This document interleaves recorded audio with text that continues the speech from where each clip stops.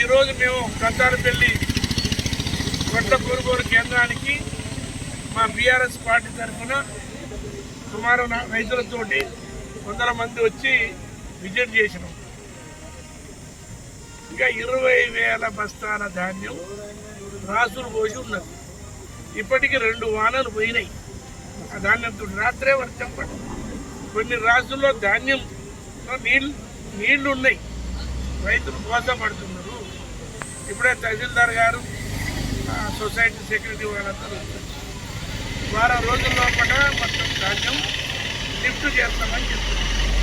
అదనంగా లారీలు పెట్టి ధాన్యం తీసుకుపోతామని చెప్పడం మీరే సాక్ష్యం. నేను ప్రభుత్వానికి విజ్ఞప్తి చేస్తున్నాను. మీకు ముందు చూపు లేకపోవడం వల్ల ముందు ఆలోచన కొనుగోలు చేయాలనే ఏర్పాటు చేయకపోవడం వల్ల రైతులు నెల రోజుల నుంచి కొనుగోలు కేంద్రాల్లో నానా ఎండకు బాధపడుతున్న వర్షానికి తెలుసుకుంటున్నారు. కాబట్టి మీ ద్వారా నేను ఒకటే విజ్ఞప్తి చేస్తున్నాను.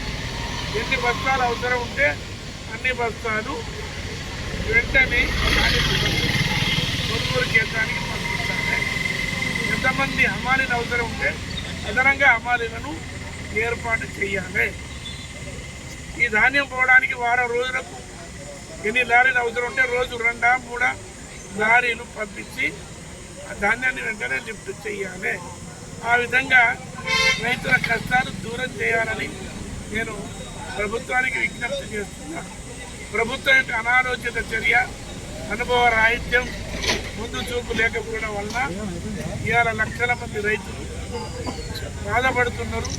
మన ధాన్యం ఎండి తరిగిపోతున్నది, వర్షానికి తడిచిపోతున్నది. కాబట్టి వెంటనే డోర్నకల్ నియోజకవర్గంలో ఉన్న అన్ని కేంద్రాల్లో ఉన్న ధాన్యాన్ని వారం రోజుల్లో లిఫ్ట్ చేసి రైతుల యొక్క కడగండ్లు, రైతుల యొక్క కష్టాలు దూరం చేయాలని చెప్పేసి మనవి చేస్తున్నాం.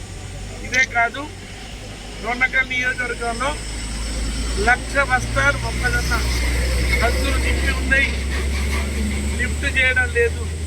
ఇంకొక 1,00,000 బస్తాలు నింపవలసిన మొక్కజొన్న ఉంది.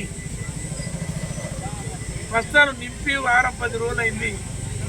లారీలు పంపక ఎక్కడ లిఫ్ట్ చేసి ఇంకే గోడౌన్ పంపాలలో ప్రభుత్వానికి తలకాయ లేక అది ఎక్కడ వర్షానికి తడుస్తున్నాయి, ఇబ్బంది అవుతుంది. రైతులు ఆ బస్తాలకు కావాలి పోతున్నారు. కాబట్టి ఆ మొక్కజొన్నలు కూడా ఒక 3-4 రోజుల్లో నింపి ఉన్నాయి, వెంటనే లిఫ్ట్ చేసి రైతుల యొక్క అకౌంట్లలో డబ్బు వేయాలని విజ్ఞప్తి చేస్తున్నాం. ఈ వారం రోజులు చూస్తాం.